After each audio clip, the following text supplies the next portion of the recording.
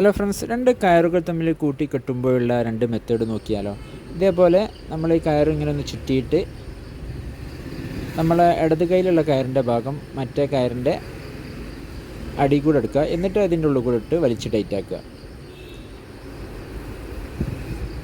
Tight ആക്കിയാൽ ഇനി നമ്മൾ എത്ര വലിച്ചാലും ആ കെട്ട് അഴിയില്ല. പിന്നെ നമുക്ക് ആവശ്യം കഴിഞ്ഞിട്ട് പെട്ടെന്ന് അഴിച്ചെടുക്കാനും കഴിയും. ഓക്കെ, ഈ കെട്ടിൻ്റെ പേരാണ് റീഫ് നോട്ട്. ഇതിന് സ്ക്വയർ നോട്ട് എന്നും പറയും. ഓക്കെ, ഇതൊന്ന് പ്രസ് ചെയ്ത് പെട്ടെന്ന് അഴിച്ചെടുക്കാനും കഴിയും. ഓക്കെ, അപ്പോൾ അടുത്തൊരു രീതി നോക്കാം. ഇതേപോലെ ഒരു കയറിങ്ങനെ 6 രൂപത്തിലാക്കുക, മറ്റേ കയറിങ്ങനെ 9 രൂപത്തിൽ. എന്നിട്ട് ഇത് രണ്ടാമത് ഉണ്ടാക്കിയത് അതിൻ്റെ അടിയിലേക്ക് വെച്ചിട്ട് ആ കയറിൻ്റെ ഭാഗം ഇങ്ങനെ മുകളിൽ കൂടെ ആ ലൂപ്പിൻ്റെ ഉള്ളിൽ കൂടെ പുറത്തേക്ക് എടുക്കുക. ഇത് മുകളിലുള്ള ഭാഗം അടിയിൽ കൂടെ എടുത്തിട്ട് ആ ലൂപ്പിൻ്റെ ഉള്ളിൽ കൂടെ പുറത്തേക്ക് വലിക്കുക.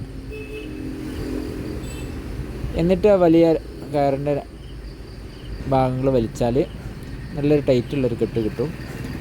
ഈ കെട്ടും നമുക്ക് എത്ര വലിച്ചാലും അഴിയില്ല. നമുക്ക് പിന്നെ ഈ ക്ലൈമ്പിങ്ങിനും മറ്റൊക്കെ ഉപയോഗിക്കുന്ന ഒരു കെട്ടാണിത്.